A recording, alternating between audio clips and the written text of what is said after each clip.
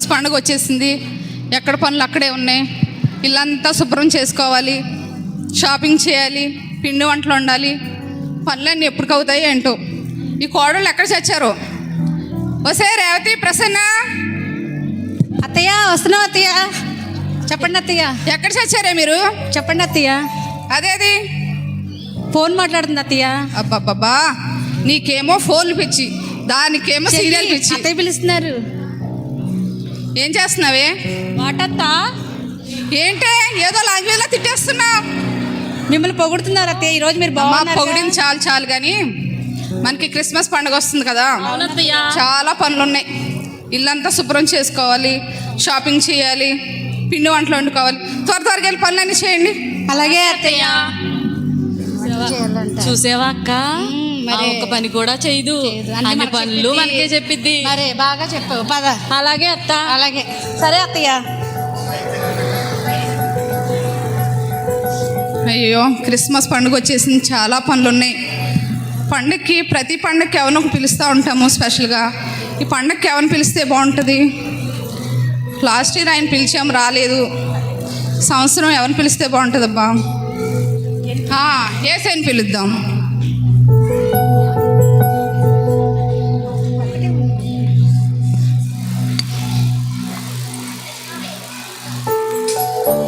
ఏసయ్యా, ఈ క్రిస్మస్ పండుగకి మా ఇంటికి అతిథిగా వస్తావు ఏసయ్యా. నువ్వు నిజంగా వస్తావు ఏసయ్యా, తప్పకుండా రావాలి ఏసయ్యా. నా కుమారి, నీ మాటలు నేను ఆలకించి ఉన్నాను. తప్పకుండా నీ ఇంటికి వస్తాను. అమ్మో, ఏసయ్య మన ఇంటికి వస్తానంటున్నారు. అమ్మో, ఎక్కడ పనులు అక్కడే ఉన్నాయి, ఇవన్నీ ఎలా చేసుకోవాలి ఏంటో టెన్షన్ వచ్చేస్తుంది. అమ్మో, ఏసయ్య మన ఇంటికి వస్తున్నారంట. అమ్మో, ఈ కోడలు ఎక్కడ చచ్చారో ఏంటో, సమయానికి దగ్గర ఉండరు. వసే ప్రసన్న, రేవతి. చెప్పండి అత్తయ్య. ఎక్కడ ఊడిపోయారా మీరు? ఎప్పుడు చూసినా ఏదో ఒకటి చేస్తూనే ఉంటారు. ఏంటత్తయ్య పిలిచారు? సరే కానీ క్రిస్మస్ పండుగ వస్తుంది కదా. అవునత్తయ్య. ప్రతి సంవత్సరం గెస్ట్ మనం పిలుస్తూ ఉంటాం కదా. ఈ సంవత్సరం ఎవరిని పిలుస్తున్నాను చెప్పనా? ఎవరిని అత్తయ్య? చెప్పనా? చెప్పండి అత్తయ్య. చెప్పేస్తున్నాను. చెప్పండి అత్తయ్య. చెప్పనా? చెప్పండి అత్తయ్య. ఏసైని అతిథిగా పిలుస్తున్నాను. నిజమా అత్తయ్య? అవునమ్మా, మీరు త్వరగా వెళ్ళి పనులన్నీ చేయండి. అలాగే అత్తయ్య. ఏదో ఈమె పెద్ద చేసేదానిలాగా ఎప్పుడు మనమేగా చేస్తుంది. అవునక్క, ఏసై వస్తున్నాడంట. ఇదో వంక మళ్ళీ ఈవిడ పిలిస్తే పక్కింటోళ్లే రారు. అడుగుతున్నారు. ఏమీ లేదు అత్తయ్య. అలాగే అత్తయ్య. పదవే చెల్లి. అమ్మా, ఇంకేం చేయాలి ఏంటో. ఏసే ఇంటికి అతిథిగా వస్తున్నారు, ఇంకేం వండాలి ఏంటో. ఈ కోడలు చెప్పాను, ఏం చేస్తారో.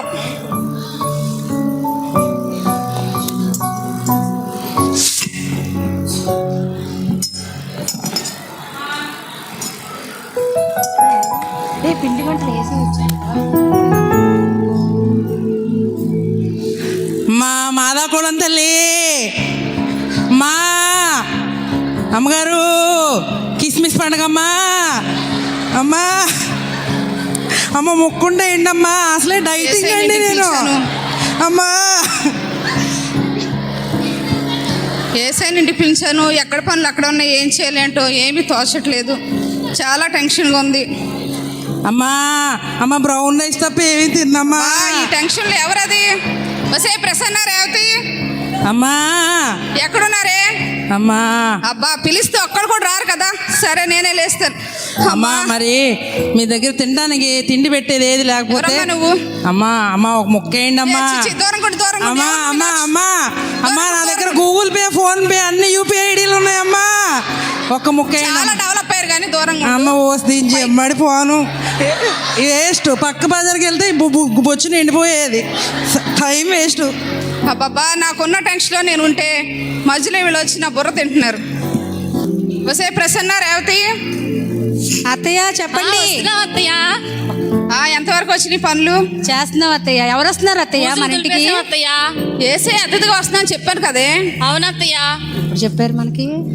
ఆగండి, రోజు వండి నా మొహం తగలేస్తారు కదా, అలా కాకుండా చూసిగా శుభ్రంగా టేస్టీగా వండండి. ఓకేనా? అలాగే. త్వరగా పనులన్నీ చేయండి. రోజు మనం వండితే తింటది, ఇప్పుడేమో డైలాగులు కొడుతుంది. అవునక్క, అరే బాగా చెప్పావు. మనం రుచికరంగా వండుతుంటే తిని తిని గుండ్రాయిలాగా మనం కూర్చుంటాం. మాత్రం ఇలాగే ఉన్నాం. అవునే అక్క. అరే బాగా చెప్పావు. పద సరే రావే అక్క, మనం వంటలు చేద్దాం. ఒక పని చేయనివ్వదు. అబ్బా ఒక్క పని కూడా తిన్నంగా చేయరు కదా, నా బుర్ర తినేస్తున్నారు. వేసే ఎప్పుడు వస్తారో ఏంటో. మళ్ళీ ఎవరో వచ్చారబ్బా.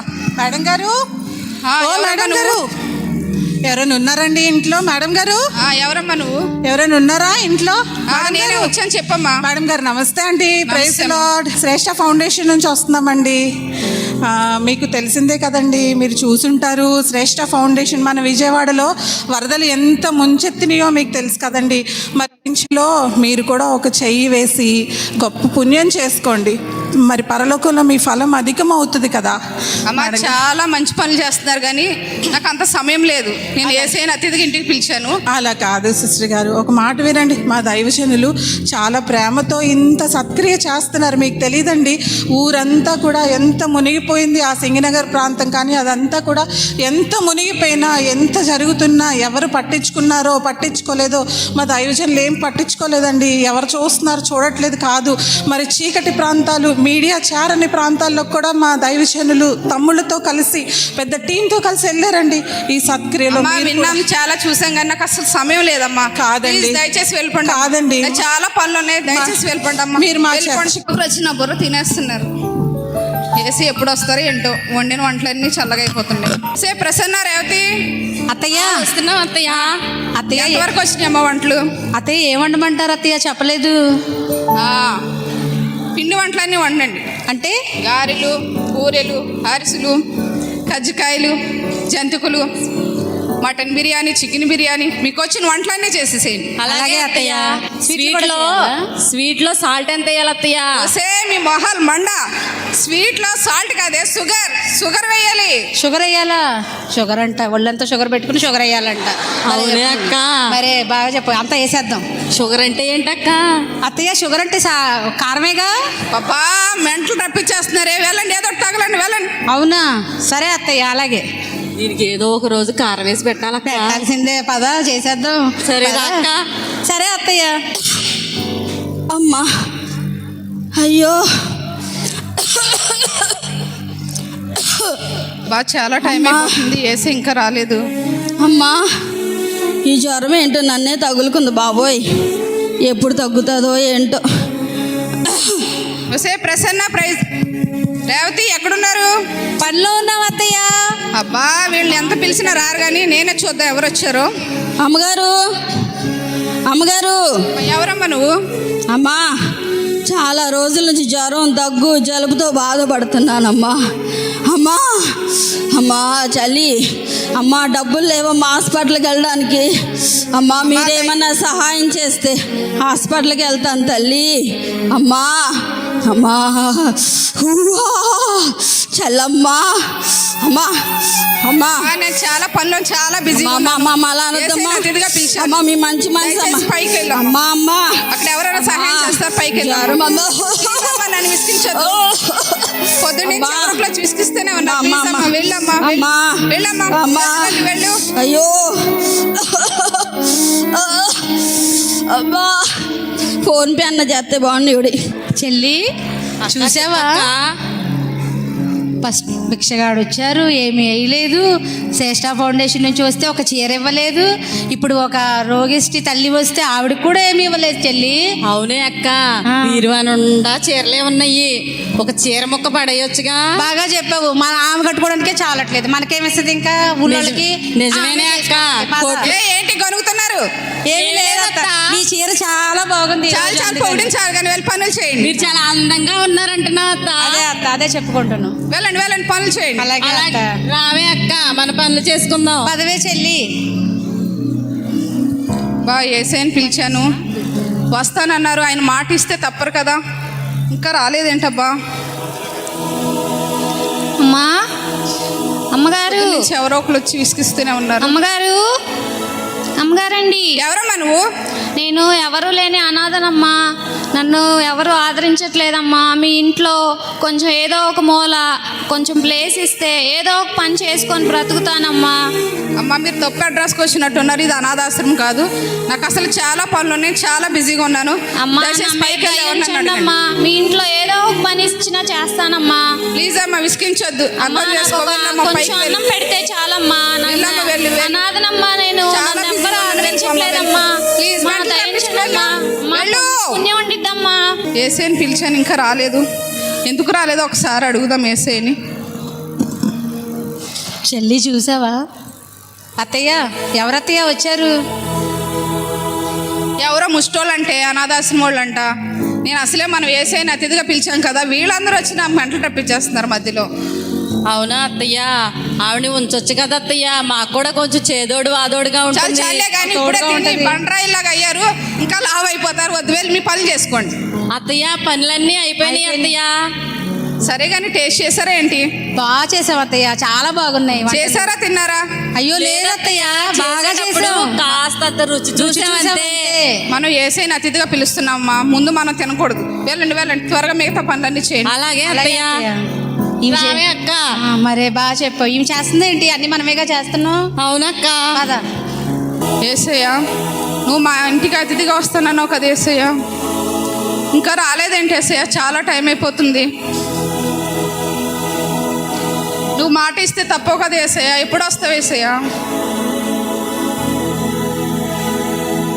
అమ్మా, నేను 4 సార్లు మీ ఇంటికి వచ్చాను.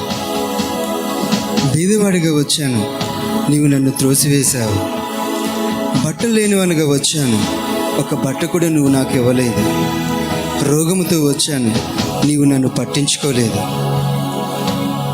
యేసుక్రీస్తుని కలిగి ఉండడం అంటే లేని వారికి ఇవ్వటం, వ్యాధులు ఉన్న వారిని పరామర్శించడం, వారి కోసం ప్రార్థన చేయటం, నిన్ను వల్ల నీ పెరుగువారిని ప్రేమించడమేనమ్మా.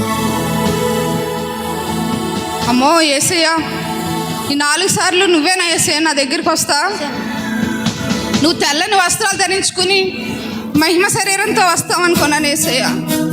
నిజంగా నువ్వే 4 సార్లు వచ్చావు ఏసయ్యా. నేను గ్రహించుకోలేకపోయాను ఏసయ్యా. నన్ను క్షమించేసయ్యా, నన్ను క్షమించు. క్రిస్మస్ అంటే ఇల్లంతా డెకరేషన్ చేసుకోవడం, పిండి వంటలు వండుకోవడం, షాపింగ్ చేసుకోవడం అనుకున్నాను కానీ ఏసయ్యా, ఇలా పొరుగు వారికి సహాయం చేయాలని, వస్త్రాలు లేని వారికి వస్త్రాలు ఇవ్వాలని, పేద వాళ్ళని కనికరించాలని, ఆహారం లేని వారికి ఆహారం పెట్టాలని తెలుసుకోలేకపోయినేసే. నన్ను క్షమించేసయ్యా, నన్ను క్షమించు. మా ఇంటికి రాయేసయ్యా, మా ఇంటికి రా. అమ్మా, నేను నిన్ను క్షమించాను. అదే హృదయంతో నీ జీవితాంతము బ్రతుకు. నిజమైన క్రిస్మస్ ఆనందాన్ని పొందుకో.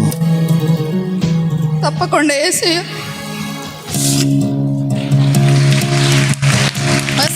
అమ్మా ప్రసన్న, రేవతి. అత్తయ్య, వస్తున్నాం అత్తయ్య. అమ్మా, నా కటువైన మనసుతో మిమ్మల్ని చాలా బాధ పెట్టాను. నిజమైన క్రిస్మస్ అంటే షాపింగ్ చేసుకోవడం, ఇల్లు డెకరేట్ చేసుకోవడం, క్రిస్మస్ ట్రీ పెట్టుకోవడం, షాపింగ్ చేసుకోవడం కాదమ్మా. బీదల్ని కనికరించడం, లేని వారికి ఆహారం పెట్టడం, వస్త్రాలు లేని వారికి వస్త్రాలు ఇవ్వడం, ఇరుగు పొరుగు వారిని ప్రేమించడం, ఇవన్నీ మనం చేయకుండా మన ఇల్లంతా అలంకరించుకుని షాపింగ్ చేసుకుని పిండి వంటలు వండుకున్నాం. ఇదంతా లోకానుసారమైన క్రిస్మస్. యేసయ్య చెప్పినట్టుగా వాక్యానుసారమైన క్రిస్మస్ అంటే ఇరుగు పొరుగు వారిని ప్రేమించాలి, లేని వారికి వస్త్రాలు ఇవ్వాలి, ఆకలితో ఉన్న వారికి ఆహారం ఇవ్వాలి. ఇవన్నీ కలిగి ఉన్న రోజునే నిజమైన క్రిస్మస్. ఈ రోజు నుంచి మనం కూడా లోకానుసారమైన క్రిస్మస్ కాకుండా వాక్యానుసారమైన క్రిస్మస్ చేద్దాం. నన్ను దయతో నన్ను క్షమించండి అమ్మా.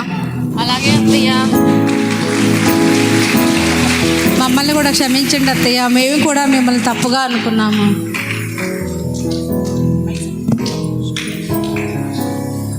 ఈ నాటిక ద్వారా మేము తెలియపరచాలనుకున్నటువంటి ఒకే ఒక మాట అండి. నిజమైన క్రిస్మస్ అంటే క్రీస్తు ఈ లోకంలో జన్మించడం కాదు, మన లోకంలో జన్మించటం, అంటే మన హృదయంలో జన్మించటం.